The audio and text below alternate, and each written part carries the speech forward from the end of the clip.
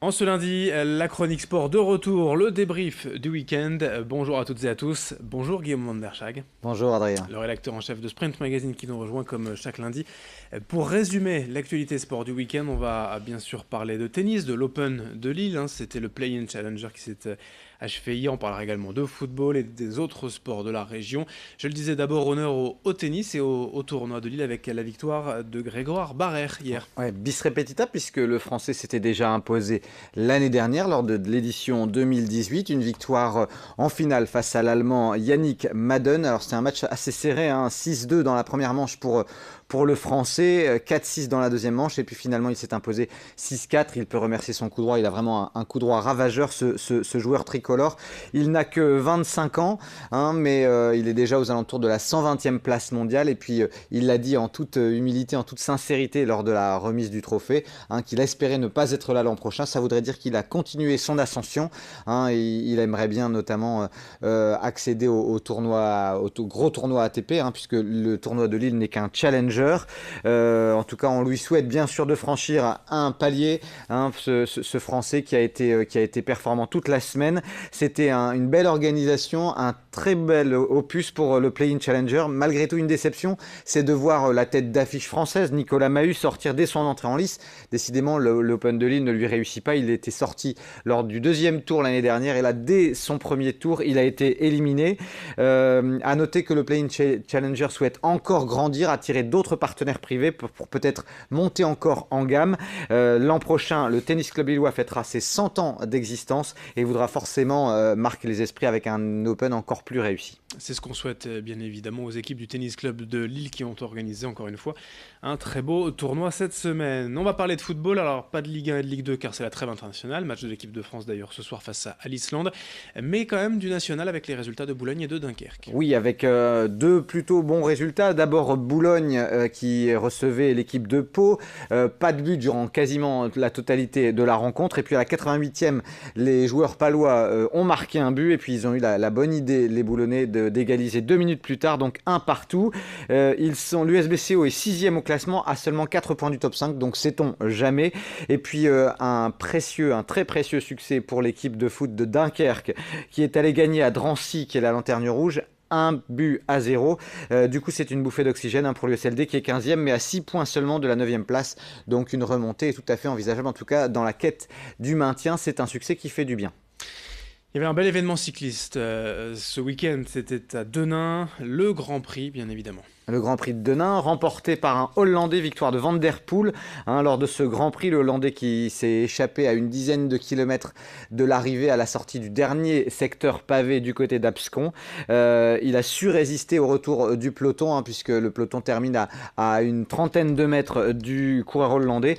Malheureusement, c'est une édition du Grand Prix de Denain qui a été marquée par une très lourde chute par un coureur français, Johan Ofredo, qui a perdu connaissance. Il est ensuite revenu à lui, mais sans réussir à s'exprimer. Et puis il a été héliporté jusqu'au CHR de Lille dans un état plutôt préoccupant. J'ai pas de nouvelles de lui pour l'instant ce matin, mais en tout cas hier soir son état a été jugé assez sérieux. À noter que l'Arageois Adrien Petit a terminé à une modeste 66e place à plus de 3 minutes du premier. Il a été victime d'une crevaison au mauvais moment. Et on souhaite bien sûr le meilleur pour Yann Ofredo. Son état est jugé stable pour l'instant, sérieux effectivement, mais son pronostic vital n'a jamais été engagé. On souhaite évidemment le meilleur. Bon courage à Johan Ofredo après cette vilaine chute sur les pavés. On enchaîne avec du basket. Oui, avec deux mauvais résultats en JP Elite pour nos clubs régionaux. D'abord Gravelines qui s'est incliné face à Cholet 84-81. Pourtant un adversaire mal classé, mais à Cholet les Gravelinois, malgré une réaction en fin de match, ils ont été plutôt meilleurs dans le dernier quart-temps et le trou était fait. Et victoire de Cholet donc 84-81. Le BCM est 11e, voit surtout les playoffs s'éloigner et à force de ne pas remporter ces duels face à des mal classés, il faudra réussir à signer des exploits face aux mieux classés dans les prochaines journées pour pouvoir espérer terminer dans le top 8 et donc jouer les playoffs. Et puis à domicile, le Portel qui pourtant a plutôt l'habitude de briller dans son chaudron. Le Portel est tombé face à Boulazac 70-72, ils sont 16e. On est inquiet pour les joueurs maritimes. La fin de saison va être compliquée compliqué effectivement pour nos amis du Portel. La Pro B également, Guillaume. En Pro B avec un bon résultat pour les basketteurs lillois qui sont allés gagner à Caen. C'est un gros soulagement, ils avaient besoin d'une victoire pour se rassurer, une victoire 77-71. En revanche, Denain a perdu sur le fil à Quimper d'un rien 90-88, mais les Denaisiens veulent croire aussi en leur maintien. Du basket féminin à présent, en Ligue féminine, c'était le derby du Nord. Belle victoire pour Saint-Amand, mais enfin c'est difficile pour le SBV. Ouais, Saint-Amand qui a récidivé, elles avaient déjà remporté le premier derby, c'était au Palacium de Villeneuve-d'Ascq. Là, sur leur terre, elles se sont imposées également, 74-53, une saison décidément difficile pour les joueuses de Frédéric Duzard. Elles en sont à 9 victoires et 11 défaites, ça fait des années et des années qu'elles n'ont pas été en si mauvaise posture au classement en championnat. Donc on leur souhaite un petit peu de réagir parce qu'elles pourraient être menacées par les playdowns. En revanche, avec cette victoire, eh bien, les joueuses du Hainaut peuvent encore espérer les playoffs.